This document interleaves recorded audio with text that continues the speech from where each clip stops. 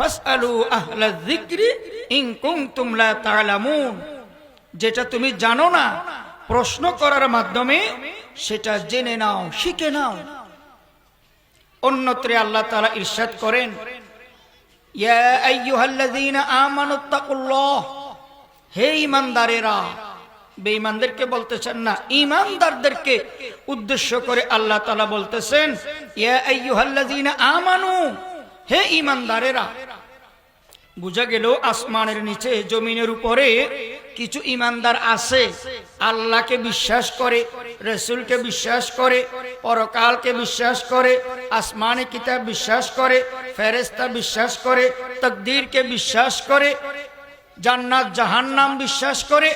এইরকম কিছু ঈমানদার আল্লাহওয়ালা মানুষ আছে, তাদেরকে উদ্দেশ্য করে আল্লাহ তাআলা জায়গায় জায়গায় বলেছেন, ইয়া আইয়ুহাল্লাযীনা আমানু, হে ঈমানদারগণ, ইত্তাকুল্লাহ, আমি আল্লাহকে ভয় করো, আমি আল্লাহকে ডরো।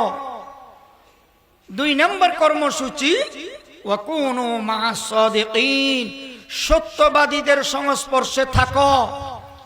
মুফাসসিরিনে কেরামগণ তাফসীরের কিতাবে লিখতেছে, আসমানের নিচে জমিনের উপরে সবচেয়ে বড় সত্যবাদী হচ্ছে নায়েবে রাসূল, নবী রাসূলদের ওয়ারিস, হুমুল উলামা, উলামায়ে কেরাম।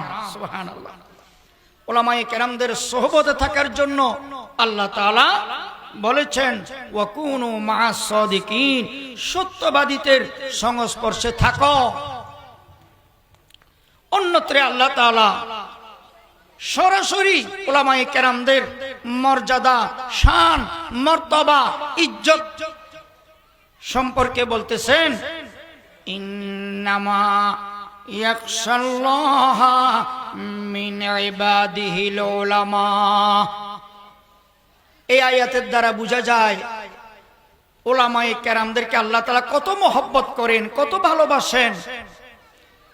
আল্লাহ তাআলা বলতেছেন, উলামায়ে কেরাম আল্লাহ তাআলাকে বেশি ভয় করে, বেশি ডরায়।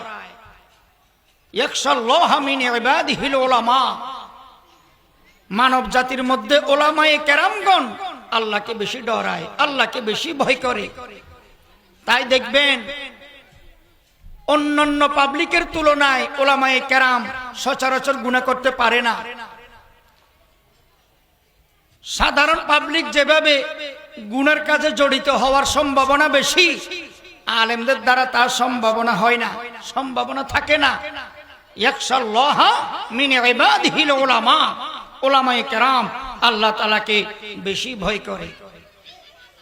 অন্যত্রে আল্লাহ তাআলা বলেন, কুল হাল ইয়াস্তাবিল্লাযীনা ইয়ালামুন ওয়াল্লাযীনা লা ইয়ালামুন। এই আয়াতের দ্বারাইও উলামায়ে কেরামদের শান, মান, ইজ্জত, মর্তবা ফুটে উঠেছে। আল্লাহ তাআলা বলেন, আপনি বলে দিন, যারা জানে এবং যারা জানে না, যারা শিক্ষিত এবং যারা অশিক্ষিত, তারা কোনোদিন সেম বরাবর হতে পারে না।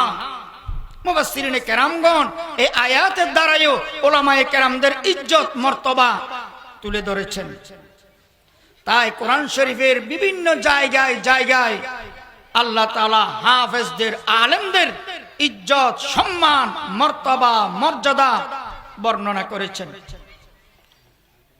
রাসূল করিম সাল্লাল্লাহু আলাইহি ওয়াসাল্লাম ইরশাদ করেন, খায়রুকুম মান তাআল্লামাল কুরআনা ওয়া আল্লামা। তোমাদের মধ্যে ওই ব্যক্তি উত্তম, ওই ব্যক্তি বড় সম্মানী, ওই ব্যক্তি বড় ইজ্জতি মর্তবাওয়ালা, যে কোরআন নিজে শিখে এবং অপরকে শেখায়, সেই ব্যক্তি বড় মর্যাদাশীল, বড় উত্তম ব্যক্তি।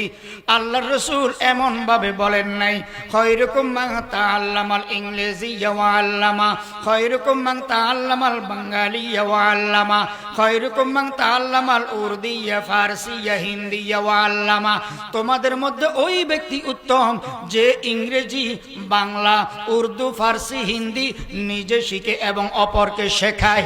এমনটি বলেন নাই, বলেন নাই, বলেছেন খায়রুকুম মান তাআল্লামাল কুরআন ওয়া আল্লামা, ওই ব্যক্তি তোমাদের মধ্যে শ্রেষ্ঠ, সম্মানী, ইজ্জতি, উত্তম যে কোরআন শরীফ নিজে শিখে এবং অপরকে শেখায়। এই ব্যক্তি যে উত্তম, এই ব্যক্তি যে শ্রেষ্ঠ, সার্টিফিকেট দিয়েছেন আল্লাহর রাসূল সাল্লাল্লাহু আলাইহি ওয়াসাল্লাম। বলেন সুবহানাল্লাহ। এখন আপনি প্রশ্ন করতে পারেন, হুজুর ওই ব্যক্তি যদি এত উত্তম হয়, শ্রেষ্ঠ হয়, সেরা হয়, এই ব্যক্তির বেতন মাত্র ৮,০০০, ১০,০০০, আর জেনারেল শিক্ষিত কর্মকর্তার বেতন ৪০,০০০, ৫০,০০০, ৬০,০০০। এত উত্তম যে কোরআন শিখে অপরকে শেখায়, এত উত্তম যদি সে হয়, এত অল্প টাকা কেন? রিজিকের মালিক রাজ্জাক আল্লাহ। অল্প টাকার মধ্যে বরকত।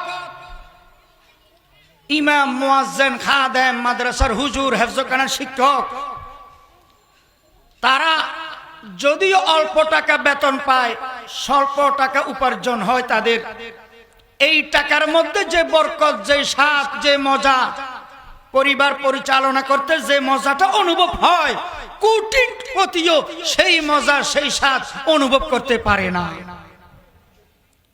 এটার মধ্যে আল্লাহর রহমত, আল্লাহর বরকত। পৃথিবীর মধ্যে কোন হাফেজ, আলেম, কোন মুফতি, কোন মুফাসসির, কোন মুহাদ্দিস, কোন ইমাম, খতিবের মাতা পিতা বৃদ্ধাশ্রমে নাই, বৃদ্ধাশ্রমে নাই।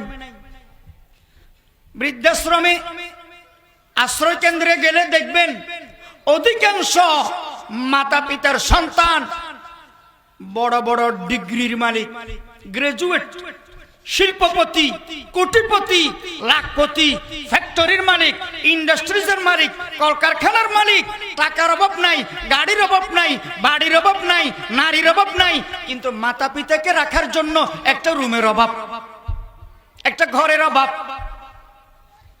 তাই বৃদ্ধাশ্রম গুলোতে গেলে দেখবেন কোন মুয়াজ্জিন, ইমাম, হুজুরের, আলেমের, হাফেজের মা বাপ বৃদ্ধাশ্রমে নাই। টাকা কম হলেও, বেতন কম হলেও নিজে চলে, মা বাপকে চালায়, পরিবারকে চালায়, বাড়িঘর চালায়, সবগুলোকে সসম্মানে সুন্দরভাবে চালায়। একমাত্র আল্লাহ তাআলার অসংখ্য বরকত, বরকত। قال رسول الله صلى الله عليه وسلم خيركم من تعلم القرآن وعلمه, তোমাদের মধ্যে ওই ব্যক্তি উত্তম, আমি রাসূল সার্টিফিকেট দিলাম, আমি রাসূল সনদ দিলাম, ওই ব্যক্তি তোমাদের মধ্যে উত্তম যে নিজে কোরআন শরীফ শিখে এবং অপরকে শেখায়। অন্যত্র আল্লাহ রাসূল সাল্লাল্লাহু আলাইহি ওয়াসাল্লাম বলেন, ফাদলুল আলিমি আলাল আবিদি কাফাদলি আলা আদনাকুম, আমার সম্মান তোমাদের কাছে যেমন আমার অনুপস্থিতিতে আমার নায়েব, আমার ওয়ারিস, একজন হক্কানি আলেমের সম্মান উম্মতের কাছে তেমন। সুবহানাল্লাহ। ফাদলুল আলিমি আলাল আবিদি কাফাদলি আলা আদনাকুম। আল্লাহ রাসূল সাল্লাল্লাহু আলাইহি ওয়াসাল্লাম আরেকটা হাদিসে বলেন, আহিব্বুল আরবা লিসালাস, তিন কারণে তোমরা আরবি ভাষাকে, আরবিকে মহব্বত করো, ভালোবাসো। লিআন্নি আরবি, যেহেতু আমি রাসূল আরবি, ওয়াল কুরআনু আরবি, কোরআন শরীফের ভাষাও আরবি, ওয়া লিসানু আহলিল জান্নাতি আরবি, জান্নাতীদের ভাষাও হবে কি? আরবি। এই তিন কারণে তোমরা আরবিকে মহব্বত করো। রাসূলও আরবি, কোরআনও আরবি, জান্নাতীদের ভাষাও আরবি। ইন্না আনজালনাহু কুরআনান আরাবিয়্যা লাআল্লাকুম তাকিলুন।